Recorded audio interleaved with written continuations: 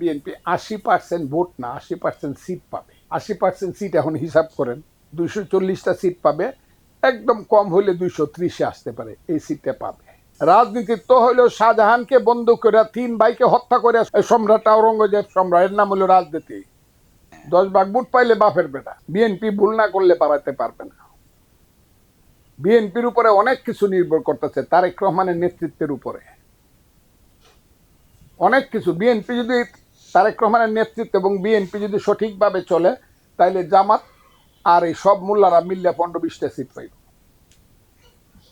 আর মধ্যে একটা পার্টি থাকবে যেটা ফজলুর রহমান করবো, এটা সব কানে লেখা হইতেছে, মুক্তিযুদ্ধের পক্ষে একটা পার্টি থাকবে। সিএস রেকর্ড কেউ ভাঙতে পারে না ভাই। এই দেশে বাঙালিদের, এটা বাংলাদেশ না, এটার নাম এই দেশের অধিবাসী হলো বাঙালি। হ্যাঁ, বাঙালির এটা সিএস রেকর্ড হলো বাঙালি। তো বাঙালির একটা দল থাকবে না। এটা হাসিনা খারাপ কাম করছে, সে আসবে না। আওয়ামী লীগের অন্যরা খারাপ কাজ করে, এই কারণে বাঙালিদের দল থাকবে না, নিশ্চিতভাবে থাকবে বাঙালিদের দল। না, বাঙালি জাতিসত্তার যে রাজনীতি, সেই রাজনীতির দল বিএনপি। কিন্তু বাংলাদেশি এটা ভুল না।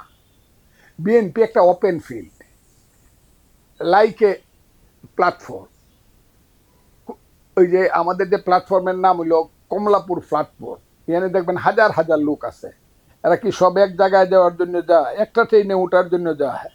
না, কেউ চিটাগাং যাইব, কেউ সিলেট যাইব, কেউ রংপুর যাইব, কিন্তু সবাইকে এই প্ল্যাটফর্ম জায়গা দেয়। বিএনপি হলো শত ফুল ফুটতে দেওয়ার একটা বাগান।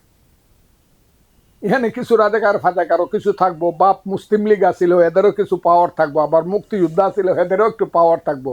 মেজর হাফিজও এখানে হবে, এই স্থায়ী কমিটির মেম্বার হবে। আবার যার পূর্বপুরুষ আবার রাজাকারের একটু গন্ধ আছে, সেও আবার স্থায়ী কমিটির, সবাই মিলে মিশেই চলবো। এটা হলো বিএনপি। সবার জন্য জায়গা, নিঃশ্বাস ফেলানোর জায়গা আছে। বিএনপি ইলেকশন হইলে পাবলিক পলিটিক্সে বিএনপির অবস্থান খুব ভালো। ভোট হলে পরে আমি বললাম বিএনপি 80% ভোট না 80% সিট পাবে। 80% সিট এখন হিসাব করেন, 240টা সিট পাবে, একদম কম হলে 230-এ আসতে পারে, এই সিটটা পাবে। যে যত কথাই বলো, যদি ব্যাপক ভুল বিএনপি করে না বসে, সমালোচনা আছে। কিন্তু বিএনপি ছাইরা কেউ গেছে গা, বা যারা বিএনপিতে দানের শীষে ভোট দিত এরা দিবে না, এই পজিশন এখনো হয়। তবে দলটা সম্পর্কে সমালোচনা আছে যে গত 1 বছর তারা সবটা দলকে ওইভাবে কন্ট্রোল করতে পারে না। এর অর্থ হইল 15 বছর এই দলটা কিন্তু খুব কষ্ট করছে, খায়া না খায়া কর্মীরা খুব বিপদে ছিল। কাজেই তাদের মাথাও সবটা ঠিক থাকবো এটা মনে করারও কারণ নেই।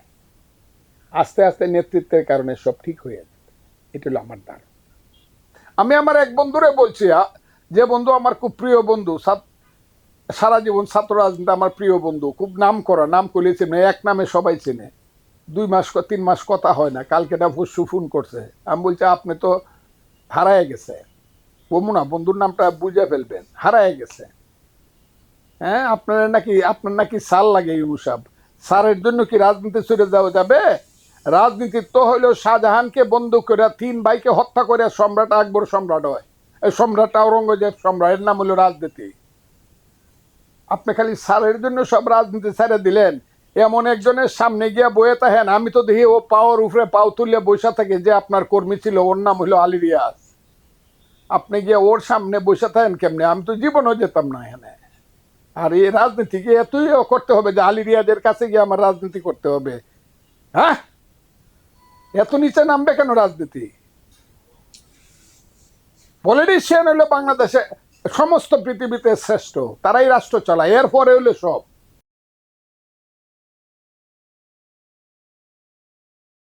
বাংলাদেশে রাজনীতিবিদরা আছে, কিন্তু অন্ধকার ঢেকে দিয়েছে সূর্যের মুখ। সূর্য কিন্তু আছে, কিন্তু এটা কিছুক্ষণের জন্য মেঘ ঢাইকা দিছে। রাজনীতিবিদ কিন্তু আছে।